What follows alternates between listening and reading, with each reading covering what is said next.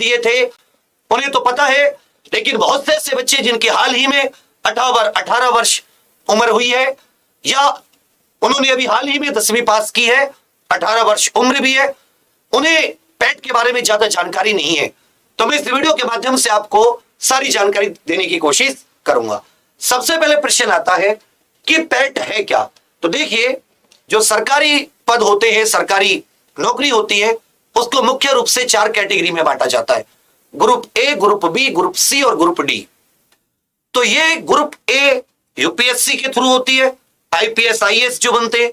Group B की भर्ती जैसे तहसीलदार, बीडीओ आदि जो होते हैं, यूपीपीसीएस हमारा जो लोक सेवा आयोग उत्तर प्रदेश वो कराता है। ग्रुप डी की जो भर्ती होती है उन्हें जो एजेंसी होती है, जो विभाग होते हैं, वो डायरेक्ट निकाल देते हैं या इसके यूपीट्रिपलएससी के माध्यम से। यूपीट्रिपलएससी का जो गठन किया गया था वो मुख्य रूप से समूह ग, जिसे ग्रुप सी की वैकेंसी भी बोलते हैं, उनकी परीक्षा कराने के लिए, उनके पदों को भरने के लिए किया गया था। तो जो ग्रुप सी है उसमें द्विस्तर प्रणाली लागू हुई है पिछले साल से। द्विस्तर का मतलब है कि परीक्षा के 2 स्तर होंगे। पहले आपको एक पैट देना होगा ग्रुप सी के लिए। यूपीट्रिपलएससी पैट आयोजित कराएगी, प्रारंभिक प्रिलिमिनरी एलिजिबिलिटी टेस्ट, जिसे प्रारंभिक अर्हता परीक्षा भी कहा जाएगा।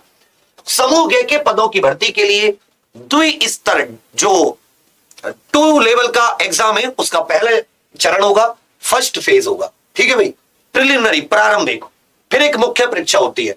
तो एक तो चरण हो गया प्रारंभिक। प्रारंभिक चरण क्या हो गया, पैट।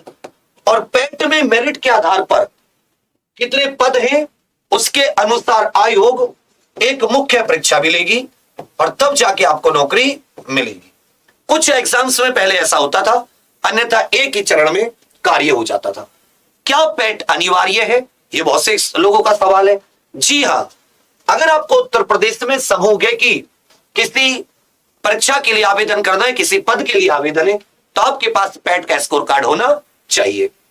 पैट किन एग्जाम्स या पदों के लिए जरूरी है, तो ग्रेड पे 1900 से लेकर और 4600 से कम जितनी भी भर्तियां निकलती हैं, ग्रेड पे 4200, ग्रेड पे और जो भी ग्रेड पे है 1900 से अधिक और 4600 से कम।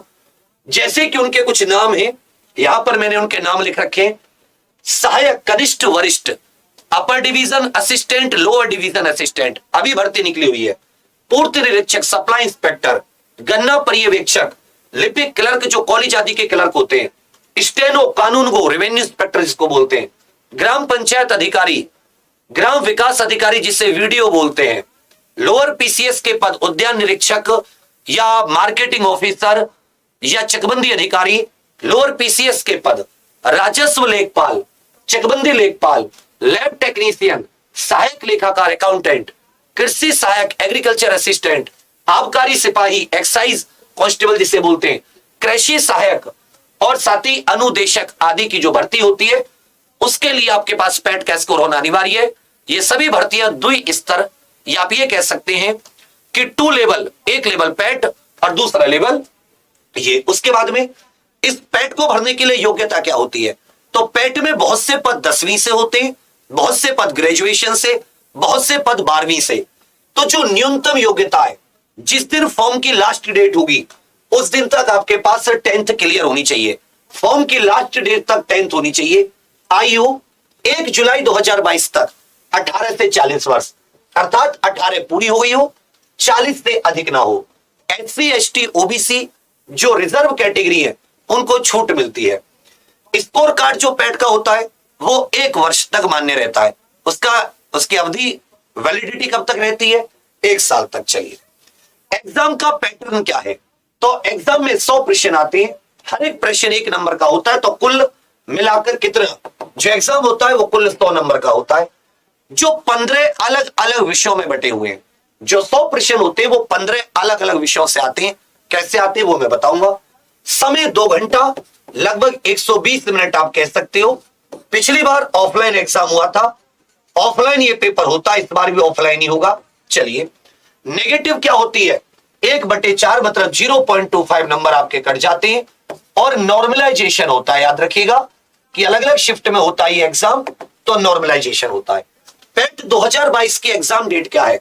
तो 18 सितंबर 2022 इसकी एग्जाम डेट है। चलिए 18 सितंबर, आज आप लोग मई में हैं, तो मई से जून, जुलाई, अगस्त, सितंबर, लगभग 120 दिन के अंदर इसका एग्जाम हो जाएगा। आपको अभी यूपी ट्रिपल एस की वेबसाइट पर जाकर वन टाइम रजिस्ट्रेशन करना होगा। आपको पेट का फॉर्म भरना है। पिछली बार इससे छूट थी, इस बार इससे छूट नहीं मिलेगी। यूपी ट्रिपल एस की वेबसाइट पर जाकर वन टाइम रजिस्ट्रेशन कर सकते हैं। अब आ जाता है सिलेबस। तो जो 15 विषय हैं वो कैसे हैं? इतिहास को उन्होंने दो भागों में बांटा है, एक प्राचीन प्लस मध्यकालीन जो मेडिवल, और एक आधुनिक भारत। आधुनिक भारत से साथ ही पूरे 5 प्रश्न आएंगे 5 नंबर के, और प्राचीन और मध्यकालीन से 5 नंबर के, तो इतिहास से कुल 10 प्रश्न आएंगे। भूगोल, विश्व और भारत की मिलाकर 5 नंबर।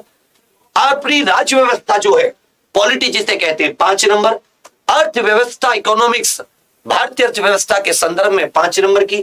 करंट अफेयर, समसामयिकी 10 नंबर, 10 प्रश्न। विज्ञान, बायोलॉजी, फिजिक्स, केमिस्ट्री तीनों 5 नंबर की। गणित प्रारंभिक लेवल का 9वीं 10वीं तक का 5 नंबर का 5 प्रश्न आएंगे। सांख्यिकी, इसमें 2 प्रकार का, एक ग्राफ वाली आएगी और एक साथी तालिका वाली, या जिसे आप टेबल वाली कहते हैं, टेबल ग्राफ।